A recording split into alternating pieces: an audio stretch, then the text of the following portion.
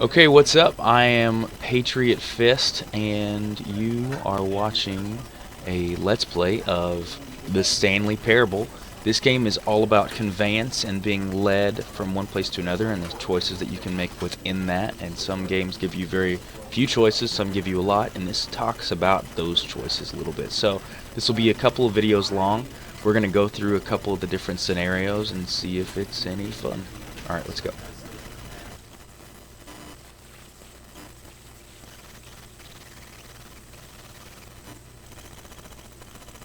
This is the story of a man named Stanley.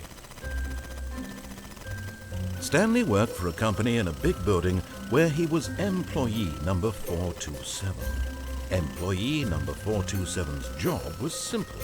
He sat at his desk in room 427 and he pushed buttons on a keyboard. Orders came to him through a monitor on his desk, telling him what buttons to push, how long to push them, and in what order.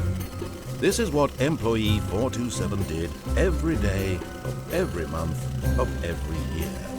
And although others might have considered it soul-eating, Stanley relished every moment that the orders came in, as though he had been made exactly for this job. And Stanley was happy. And then one day, something very peculiar happened. Something that would forever change Stanley. Something he would never quite forget. He had been at his desk for nearly an hour when he realized that not one single order had arrived on the monitor for him to follow.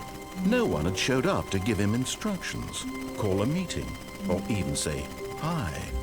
Never in all his years at the company had this happened, this complete isolation. Something was very clearly wrong. Shocked, frozen solid, Stanley found himself unable to move for the longest time. But as he came to his wits and regained his senses, he got up from his desk and stepped out of his office. Okay,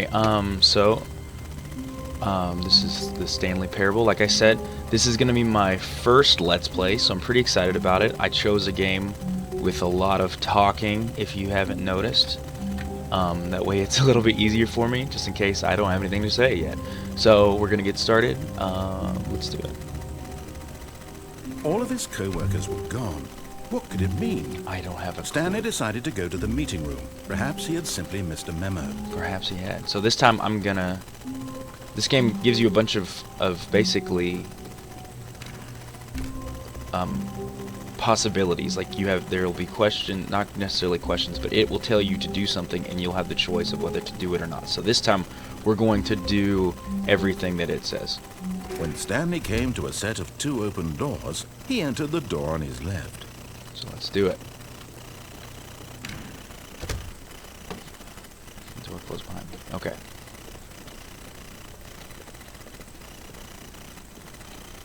Yet there was not a single person here either.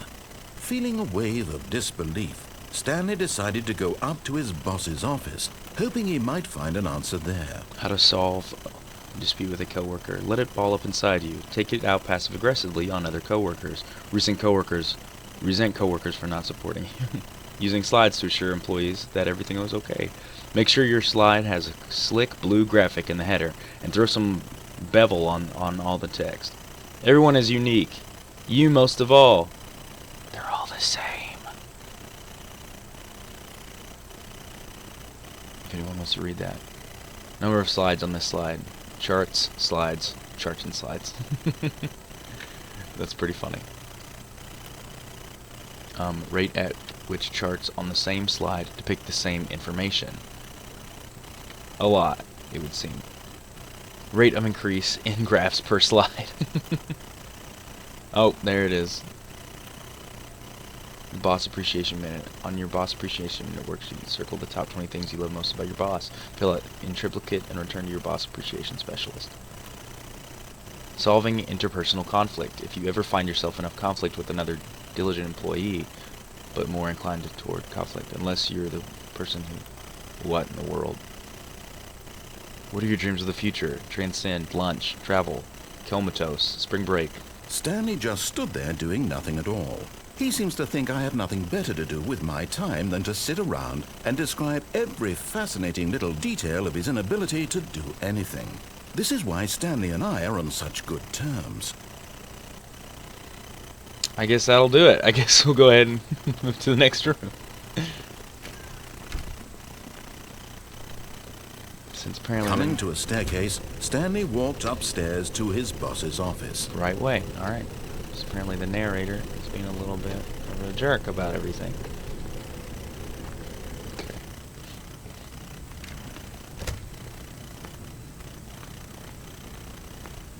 Stepping into his manager's office, Stanley was once again stunned to discover not an indication of any human life. Shocked, unraveled, Stanley wondered in disbelief who orchestrated this. What dark secret was being held from him?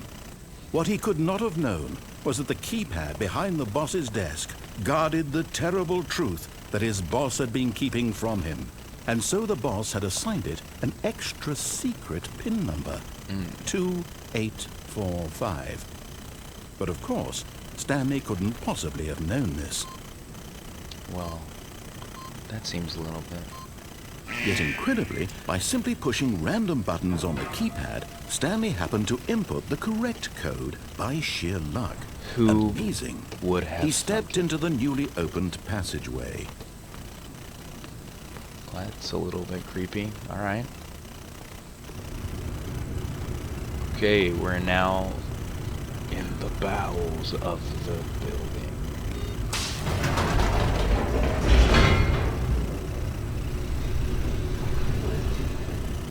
Descending deeper into the building, Stanley realized he felt a bit peculiar.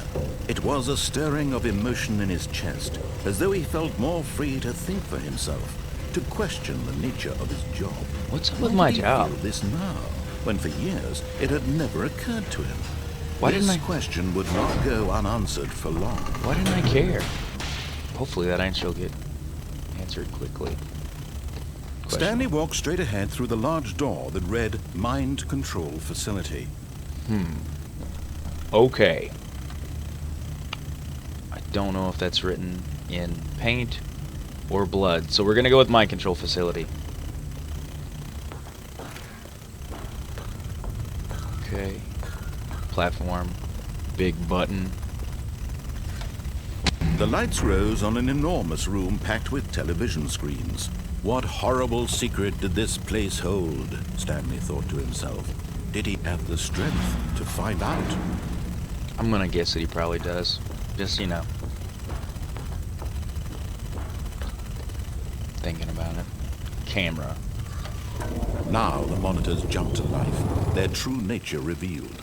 Each bore the number of an employee in the building, Stanley's co-workers. Lives of so many individuals reduced to images on a screen, and Stanley, one of them, eternally monitored in this place where freedom meant nothing. Where freedom meant nothing.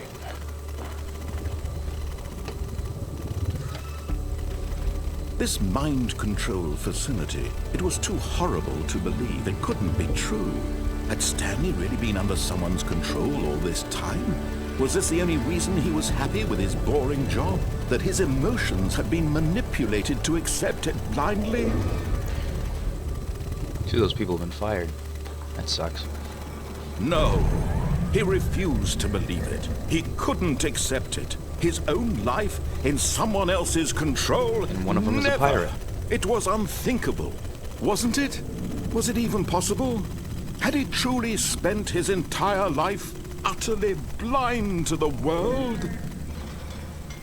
Looks like it. But here was the proof.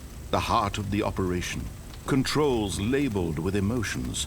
Happy, or sad, or content. Walking, eating, working. All of it monitored and commanded from this very place. And as the cold reality of his past began to sink in, Stanley decided that this machinery would never again exert its terrible power over another human life. For he would dismantle the controls once and for all. So I guess I'm dismantling.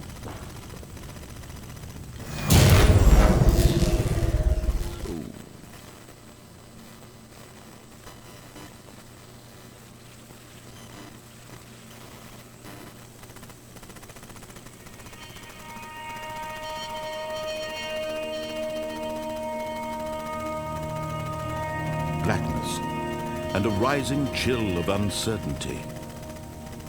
Was it over? Yes! He had won! He had defeated the machine, unshackled himself from someone else's command. Freedom was mere moments away. And yet, even as the immense door slowly opened, Stanley reflected on how many puzzles still lay unsolved. Where had his co-workers gone? How had he been freed from the machine's grasp?